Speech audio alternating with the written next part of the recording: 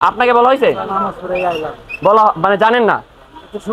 শুনছেন? তাহলে সরান, এখনই সরান, আমাদের সামনে সরাই দিব।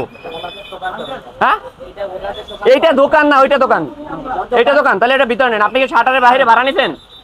আমি আপনার কাছে কথা শুনতে চাই নাই, কারণ আমি আপনার কাছে কিন্তু কথা শুনে আসছি অলরেডি। মার্কেট কর্তৃপক্ষ বলছে আপনাদের শাটারের বাইরে তাদের কোনো নিয়ম নাই যে আপনি রাখবেন। শাটারের বাইরে 1 ইঞ্চি জায়গা আপনি দখল করতে পারবেন না, কারণ এই জায়গাটা সম্পূর্ণ আপনার ক্রেতার, আপনার না।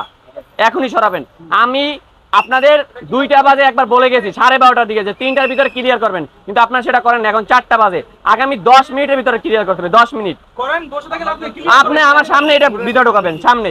আপনার দোকান হলে আপনি বিষয়ের বসে বিজনেস করেন এখনই। আপনাকে বলা হয় না, মার্কেট কর্তৃপক্ষ বলে না এটা ভিতরে ঢুকাইতে? বলছে কিনা? আমি এখন কিন্তু আপনাদের পাটোয়ারি সাহেব শাহজাহান পাটোয়ারি, ওনাকে ফোন দেবো। উনি নিজে বলছে, আমার সাথে কথা বলছে মাত্র। এখন ঢুকান আমার সামনে, আপনি গড়ি ঠিক করতেছেন কেন? এখনই ঢুকাতে বলছি আপনাকে। একবার ওয়ার্নিং দেওয়া হয়েছে, ইনস্ট্যান্ট ঢুকান, ইনস্ট্যান্ট। মি শুনছো তো কথা? কথা শুনছেন? কয় মিনিট টাইম? 10 মিনিট। 10 মিনিটের ভিতরে ক্লোজ করতে হবে, 10 মিনিট। আর নেক্সট টাইম কখন এখানে বসবেন? বসবেন কিনা?